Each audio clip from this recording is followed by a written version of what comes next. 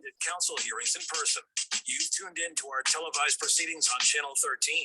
Now, you have the chance to listen to us on the radio as we demystify the work of the people who do it. This is not a council hearing. This is Hearing the Council with your host, Josh Gibson.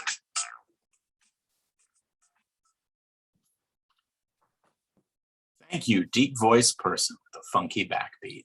Indeed, this is not a council hearing. This is Hearing the Council. You can't have a government without a council, so you can't have a government radio station without a council show. This is it. I'm Josh Gibson, Director of Communications for the Council. You may also know me as our voice on social media at Council of DC. We are back after a bit of a hiatus, and we're continuing to do shows via Zoom.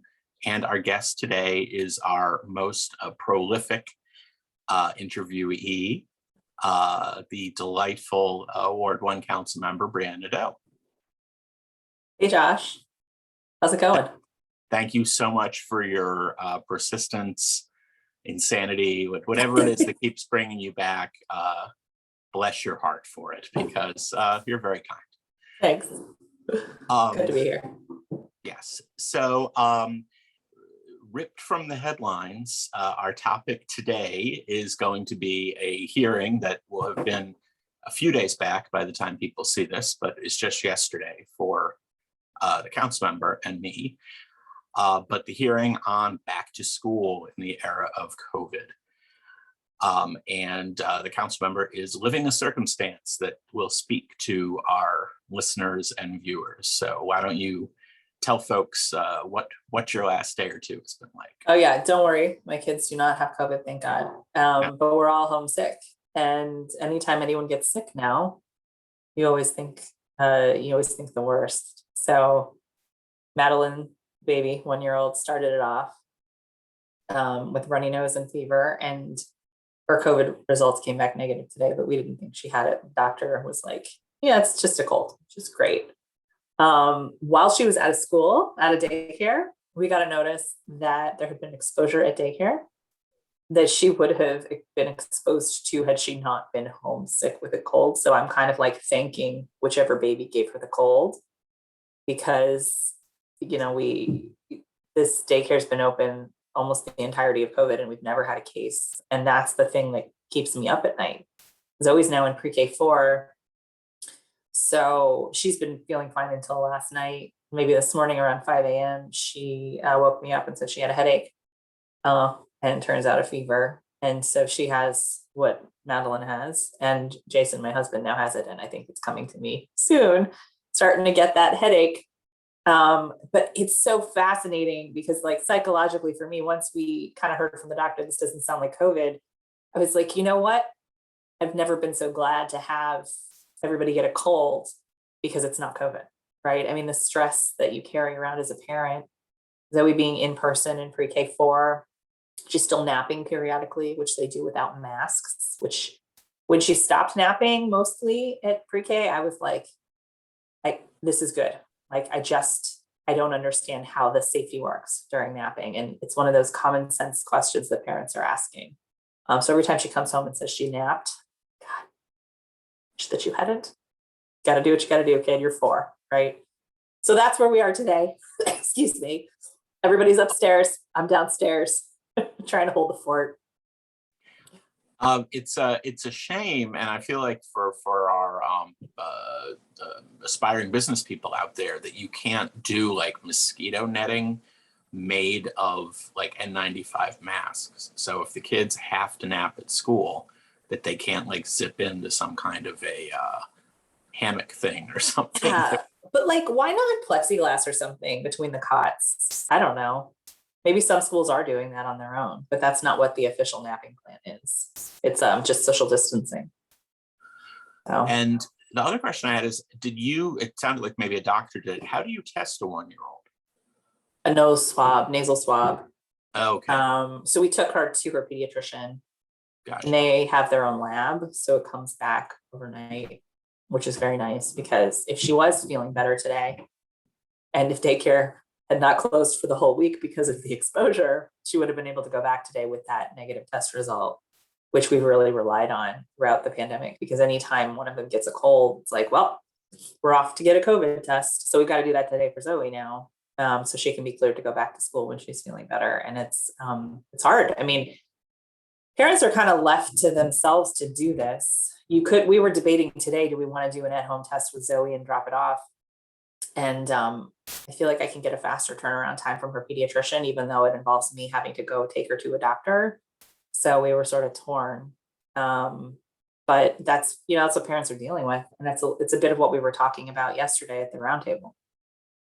Right, and we are lucky in that there are the readily available self-test kits at libraries and a lot of other places where they repurposed the vote drop off your vote boxes as drop off COVID test boxes, which I think is super smart and is actually I hadn't made that connection, but you're right. It's the same box. That's funny. Yeah, it's there. I wouldn't have said it if I had seen it online. I think they are literally the same boxes, just with different. It's good. Recycle stickers. But you're right. I mean, they turn them pretty quickly, but it still takes 2 or 3 days. Yeah. And I know the tests they're doing in school are saliva based, are not swab based. And I know there was at least a portion of the hearing yesterday that was talking about some kids are struggling with, and kids are not known for struggling to produce saliva, but apparently there are some kids that are struggling with that test, and there's no real backup plan if a kid can't produce the saliva for the in-school saliva test. Right. I'd heard from parents before the roundtable that, in particular with the 3 and 4-year-olds, it's just hard to direct them to salivate into the tube, and it doesn't work. They get discouraged or whatever else. A little harder with the little guys, who of course in the long run are going to be the most exposed, because the next round of vaccines is going to be for 5 and up. So it's interesting that they chose to do the saliva tests. I think the nasal swabs have been working pretty well for my kids at the doctor's office. But this is where we are. Right. Was there? I watched portions of the hearing. Was like a 7, 8 hour hearing, I think, in total. Yeah. Did they talk at all? I know they're starting to be testing supply shortages nationwide. Did they talk about whether they have adequate supplies stocked for the self-test at the libraries and for the kids at school? I mean, they kept really hitting home that they feel like they have adequate public options. I don't think all of us really agreed with that. And, there's definitely a longer turnaround time on the tests right now than there had been even, beginning of the summer. I think that's not surprising given the fact that kids are in school and need to be tested now more regularly. And then, so there's a couple things going on, right? So there's a vendor at schools that will test symptomatic people. And they're doing before they go home from school. And then they also they do like that asymptomatic sample.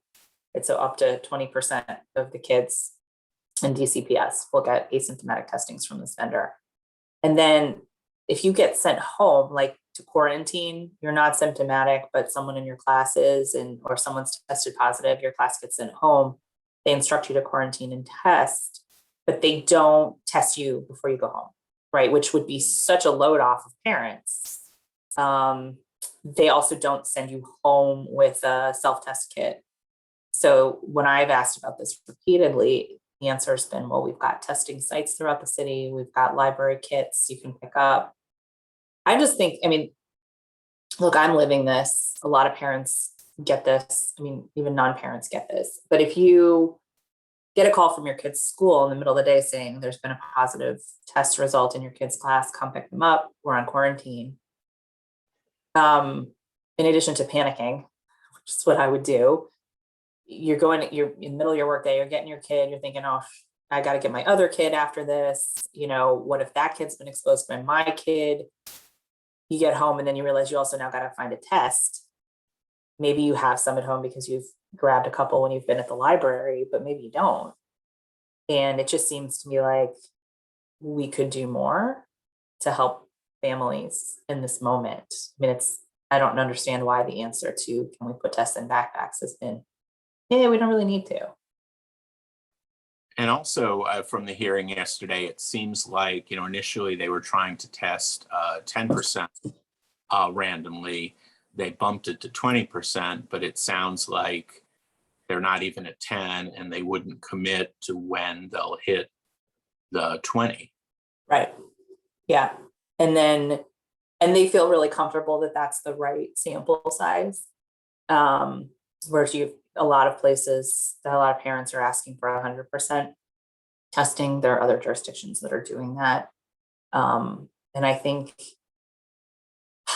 so the way that I've really observed all these conversations back and forth between DCPS, the deputy mayor, charters, and parents is there's a real lack of trust that the government entities are doing what's right for my kid, for all these kids from the parents' perspective. And that's really hard to overcome. And I think it all began with the rollout last year of the reopen plan, where not everybody was consulted, really nobody was consulted.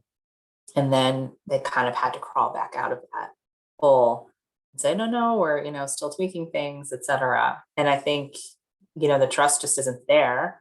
I don't think parents believe DCPS or the deputy mayor when they say certain things about this is safe or that's safe or our science and data says this, because we have the internet and everybody finds their own data source. And also these are our kids. So we're not going to go with what you say is good for my kid. We're going to go with what we believe is best for our kids. So that's why we heard from parents who are keeping their kids home right now too. Yeah, and I think this goes back to, and I know there was an answer to this, but why they're not temperature testing kids at the door. Because I get there non-COVID reasons why you could have a fever. Right. At the end of the day, if you have a fever, you probably shouldn't be at school. Right. That's true.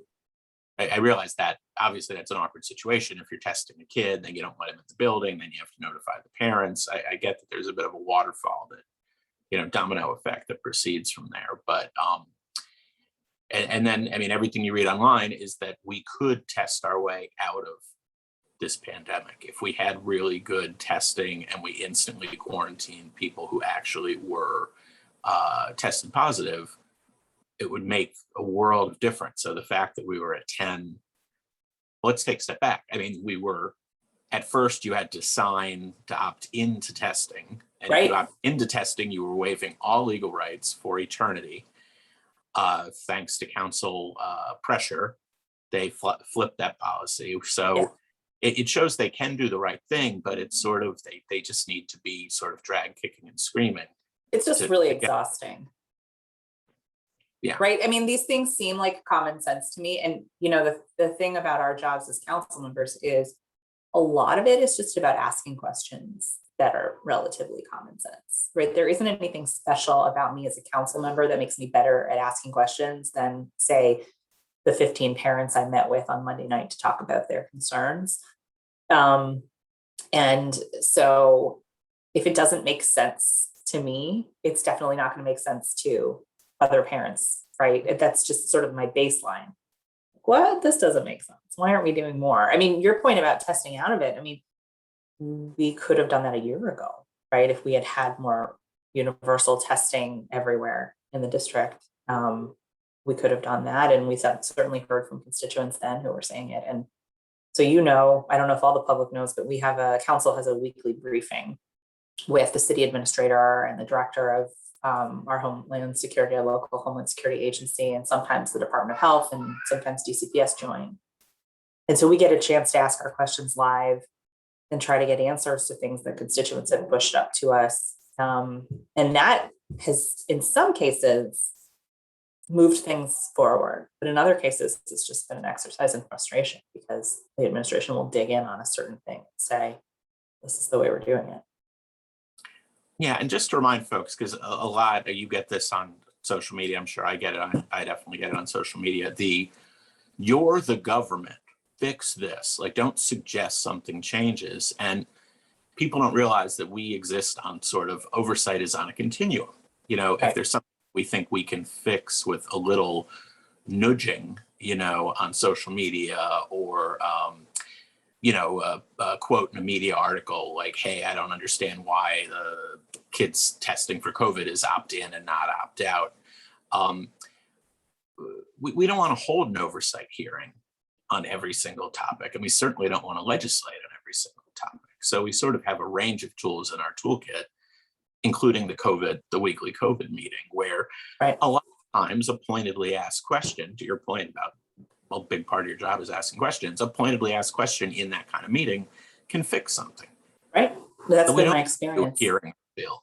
But I think folks sort of want us to use the sledgehammer every single time, and we generally tend to do that only when it's necessary. Well, and not just that, but when it's effective, right? I mean, the fact is that certain things, if we're going to legislate them, just take too long, right? The emergency legislation is a tool that can only be used for very specific things. We can't use it for things that have a fiscal impact. And so a lot of the legislation that we've passed throughout the pandemic has been sort of consensus documents among council members and even the mayor to move certain things forward. Moratorium, eviction, different roles and responsibilities within human services agencies and health-based agencies. And so that, we were doing that every couple of weeks on the council until our recess. And I think we'll probably have another one of those coming up in October when we come back. But we can't do a lot of the things that people are asking for via legislation because it's just not allowable. And it also doesn't necessarily, it shouldn't require it. These should be common sense things that we can fix together. Right. And I made a little list of things that through the council calls, I think smart decisions the government is being credited with making in the history of the COVID crisis almost all track back to council pressure on the executive in those calls. So opt-out testing in schools versus opt-in. They dug their heels in on opt-in. We fought it in the council call. We went to opt-out. The Hunger Games, vaccination signups, where you were trying to get Springsteen tickets, you had to get on, exactly 8 o'clock and just start hitting refresh. The fact that we went to a registration and a follow-up was something that they said they couldn't do. We hammered, and eventually they did. And then the third one, which is hugely important, is they said they couldn't do a demographic or geographic breakdown of COVID infections and COVID vaccinations. And we fought, and then they rolled it out. And thank God, because we saw there were we could have predicted, but it was better to see the numbers, such disparities. So those are all council oversight success. Yeah. And I was one of the people really pushing on the asymptomatic testing in the schools. That wasn't rolled out until we pushed really hard on it. It's really been a tag team effort, because I think even as council members, we tend to get discouraged if we ask for the same thing over and over again and keep getting the no. So being able to say, all right, this week Nadeau is going to push, and next week Henderson will push, and then Silverman, and then Allen, it's, we've been having a conversation weekly about virtual options, right? We have parents who are concerned about sending their unvaccinated children to school for a whole host of reasons. It's not just about that child's health, but about what they bring home to their high-risk family members. And there are virtual options for some children who have health concerns, but not anything beyond that. So say, you have a second grader whose mom, has diabetes or a respiratory disease, and they're very concerned that child would bring COVID home, and even a vaccinated parent, could have a really adverse reaction. There's no virtual option for that. There's no take home work for that. And we started seeing children get unenrolled in school because they've been absent for so long, getting calls from CFSA. This is a thing that we talked about yesterday. And I have oversight of CFSA. One of the really important jobs they have is investigating claims of educational neglect, truancy, children not going to school, because oftentimes pre-COVID, even during COVID, if a kid's not going to school, there's something going on at home that could be harmful to that child. And so to layer that on top of what's going on with COVID, I think has put us in a weird place where you have parents who are otherwise engaged with the school. The teachers know why the kid isn't there, but they have no choice but to report ed neglect. And it triggers a whole cascade of things. So, we talked about it last night, and different members of the executive were confident that it's not really happening that dramatically, but we know at least of a handful of cases where it is. CFSA showing up and knocking on the door. And that's terrifying for parents too, right? I mean, if something goes wrong, you could have your kids taken away because you haven't been sending them because you're afraid of COVID. I mean, that's the worst case scenario, but I can imagine there's a lot of people out there who don't have any reason to trust the government, and they're worried that that's what will happen. And that's come up before, even before the where we hit the 10-day mark in school starting this year. People were just worried that this was an eventuality when we talked about reopening and people not wanting to go back. So that's a tough one too. Yeah, and the challenge is, when you make a rule with, virtual versus not virtual, if you could trust people to only use an exemption when they truly needed it. If a kid, again, as a parent with a pre-existing condition, or if one sibling has to go home in quarantine, there's no way for the other kid or kids to not go to school the way the rules are written. But the challenge is, if you opened up virtual and you didn't require a firm doctor's note kind of thing, you'd have a bunch of people that just for maybe out of concern or for another reason, used virtual, and all of a sudden we'd see half the student body would vanish. Yeah. And it comes back to trust, right? So there are people who are never going to be comfortable sending their kids unvaccinated to schools, period. Right. And that's a group of people. But you also have folks who want so badly to send their kids back and to feel comfortable doing it. And they just don't see that the measures in place are ever going to make them feel comfortable as they are right now. That's why the conversation yesterday really centered around testing and what's the definition of a close contact, and why are we eating lunch indoors and unmasked and right. I met a 12-year-old, I believe she's 12 years old at Czech, who was saying, I don't need all this fancy equipment to eat my lunch outside. Just take my brown bag and sit on the ground, right?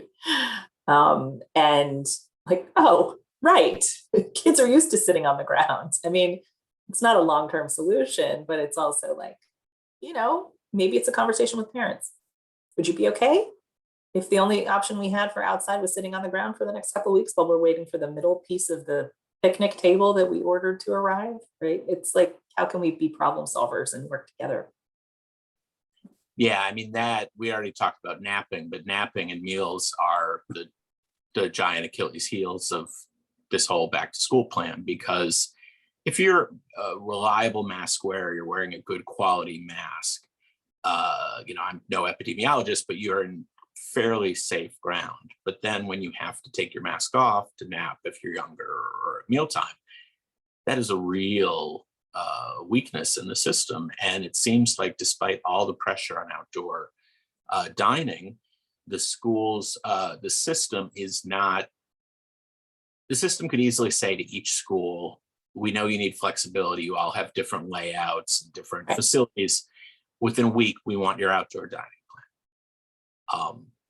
But instead, they're just like, we'll order equipment. It might take 2 months, and there's no pressure on the schools to.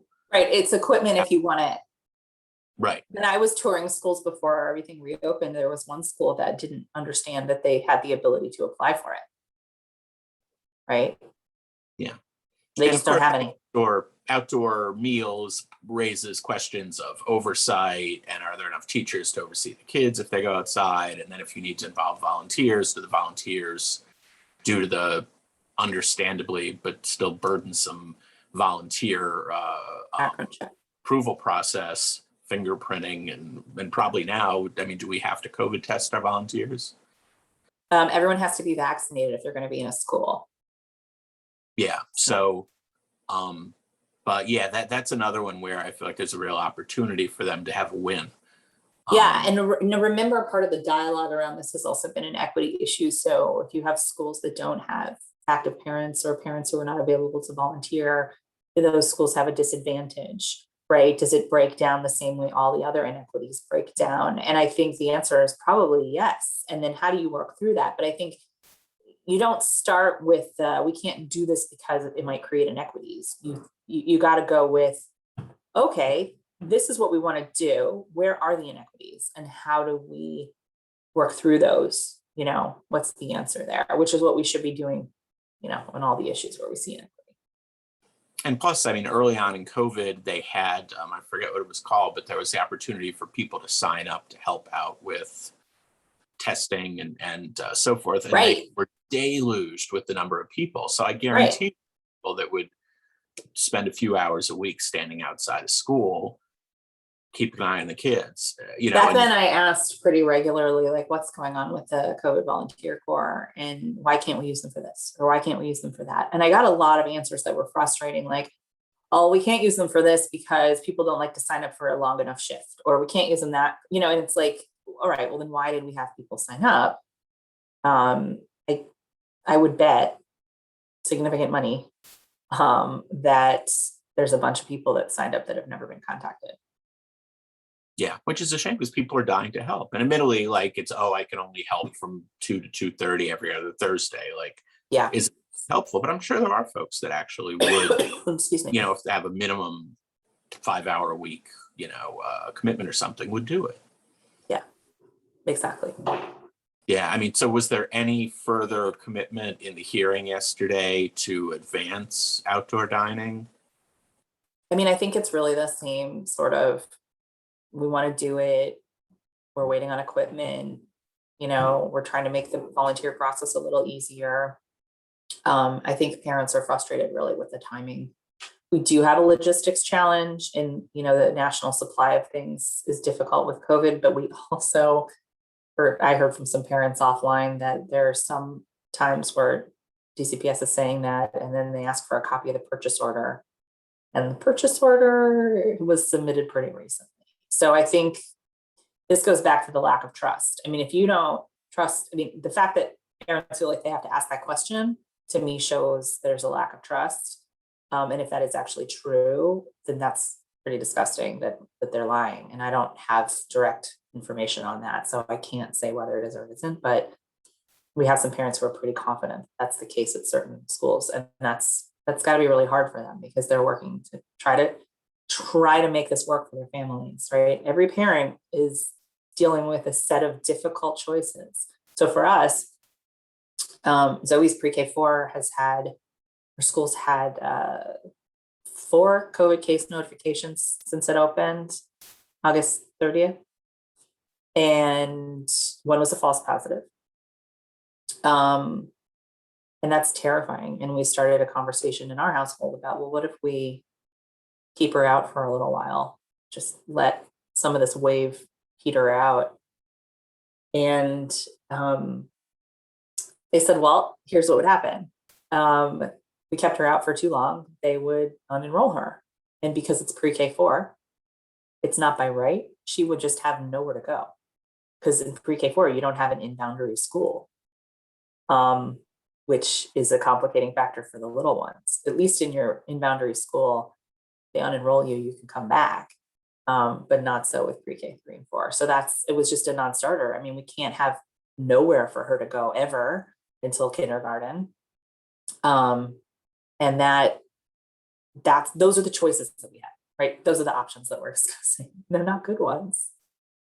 Yeah, and it also calls to mind, like when there's snow closures for school, DC always seems like a really hard nut to crack in terms of closing for snow. And a lot of folks don't realize that at least part of that equation is there are kids who won't eat if they don't go to school. There are kids who during the summer won't have air conditioning for a portion of their day if they don't go to school. And that has to weigh into the decision about virtual as well. Absolutely. It's important for those kids where they, over the long run, whether they live or die just of daily life circumstances relies on them being in school. Well, and this is where I think it's really important to hear what parents are actually saying. You know, what I hear is, we understand the CDC says the benefit of being in school in person is greater than the risk of COVID among children. That's what they say. And there are a lot of parents who are hearing that message and understand it and have seen it in their own kids. Children have not done well, not all children, but a lot of children have not done well virtually. And all the parents are saying is, so make it safe, right? Like, do all the things possible to make it safe for my kids, for me to be comfortable sending them. And for us, I already explained why we can't pull her out, but also she's social, she loves it. And it's a leap of faith. I mean, my kid might get COVID, and I might be really mad at myself for that. And right now it's like a hope and a prayer. She's a good little masker who sometimes naps with her mask off, you know, and eats lunch in the classroom with her other little friends who are not vaccinated. You know, I cry every time I hear a story about the vaccines coming for the kids. I mean, I just like full on tears, because it's like, I think as parents, we're carrying around so much stress around the potential of our kids getting sick. And the idea that 5 and up might be vaccinated soon, even though that doesn't help my kids directly, that's all the big kids in the school, right? That's so many more kids who may be siblings to kids in my daughter's class, who may, you know, accidentally cross paths with my kid in the hallway, or find themselves in a special or an aftercare program or on the playground. And, you know, it's really important. And so, like, yes, I would give both kidneys right now to have my 1 and 4-year-old vaccinated, but also, God, we got to get the 5 and up done. And that's another thing we've been really pushing on. I've been asking repeatedly, what are we going to do when it's available? Can we do a clinic at every school? And the answer is no. We're going to, you know, let people do that through their doctors. I mean, why can't we just make it easier for people? I think it's going to be another mad rush Hunger Games as soon as that vaccine is ready. I mean, you've already seen people chopping at the bit for the booster.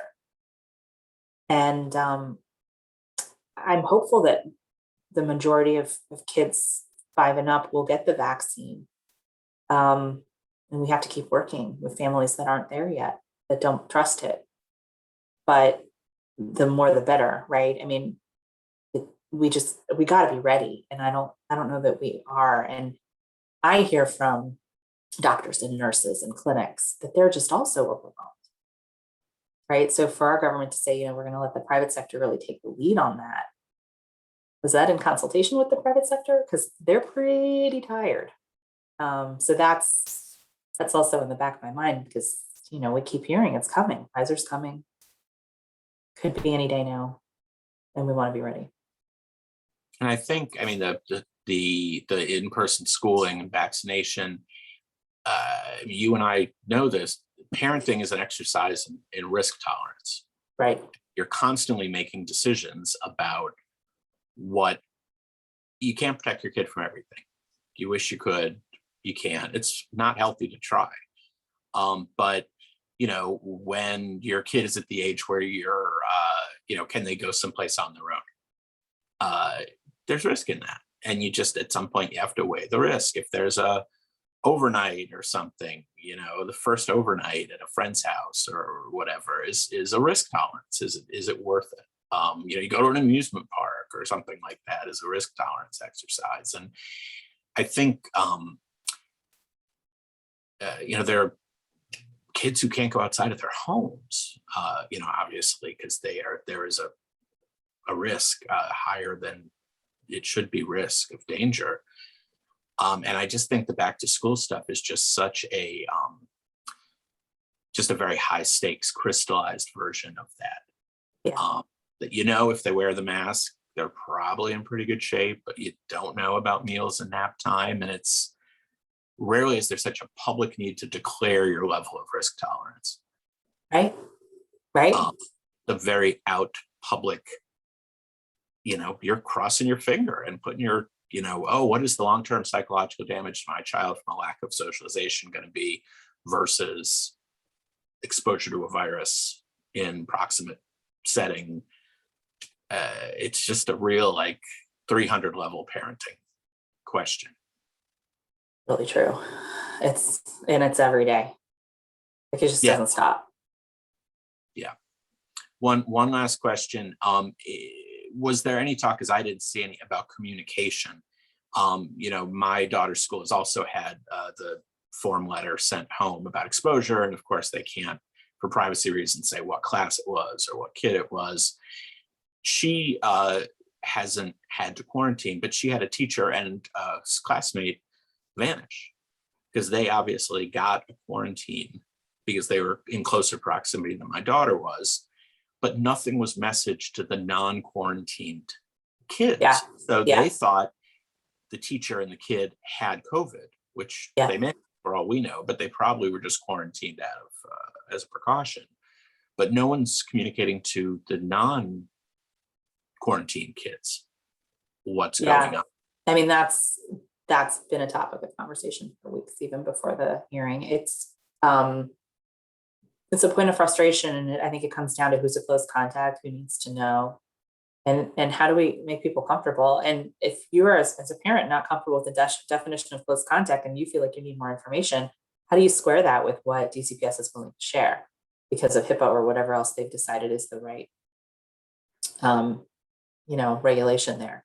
So it's stressful. And I think what ultimately happens is you find things out through the grapevine, which creates other inequities, right? So we hear stories of parents who, it's their kid, so they start calling all the classmates, or something similar, like it's their friend's kid, and the friend's parents say, can you please start calling class, right? It's like, how do we take care of each other as a community if we don't feel like the government is doing it for us? And I find out, I was at a pediatrician with Madeline yesterday, and doctor said that he has a kid at Zoe's school in another class. And I was like, oh, they were the ones with the quarantine last week. It's like, oh, thank God it was a false alarm. But we kind of know stuff, but it's sometimes sort of by accident. And it's not very timely. And that's the other thing. It's like people feel that the notice of exposure doesn't always happen quickly enough for parents to make good decisions about how they want to proceed. Yep. So based on yesterday's hearings, what are a couple of things you think are going to get better in short order with how the district's managing COVID for kids? So the new acting director of the Office of the State Superintendent for Education was talking about how they're really pushing their testing vendor to do more. And so I think all of us who are pushing on testing at schools are going to put our eggs into that basket and just see how much we can push that vendor to do, whether it's, testing everybody before they go home for a quarantine, or sending test kits home, or, other options besides saliva. We're going to push on that. And I think there's a lot of us council members who are very interested in that. There's coalitions of parents who are interested in that. I think I felt a little bit more positive about that, but we'll see. And then as chair of the Committee on Human Services, I'm really interested in what we need to do regarding CFSA and the educational neglect process that's triggered when parents are keeping their kids home as a precaution against COVID. If we need to change a statute, if we need to push on a reg, those are the things that we're going to be looking at. Well, fingers crossed, but we'll keep the pressure on, and we'll keep, as a council, we'll keep the pressure on, and as parents, we'll just keep living it and Praying. Because that's all you can do. Amen. Thanks, Josh. No, thank you. I appreciate your time. Listeners, please remember to subscribe to our podcast on SoundCloud, now on Amazon, or wherever you get your podcasts. Just search under Hearing the Council. Thank you again, Councilmember, for joining us. Thank you, listeners. Tune in next time. We're on DC Radio at 96.3 on your FM HD4 dial or at dcradio.gov. I'm Josh Gibson. This is not a council hearing.